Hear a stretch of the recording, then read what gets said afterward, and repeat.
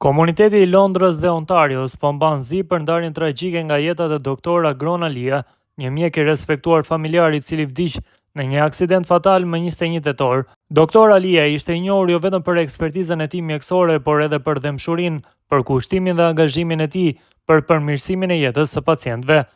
Lajmin për vdekjen e tij e ka konfirmuar ambasadorja e Shqipërisë në Kanada, Artemis Costa Malo, e cila ka ngushëlluar familjarët e të ndjerit. Me dhimbje të thellë mësuam lajmin tronditës për ndarjen e parakohshme nga jeta e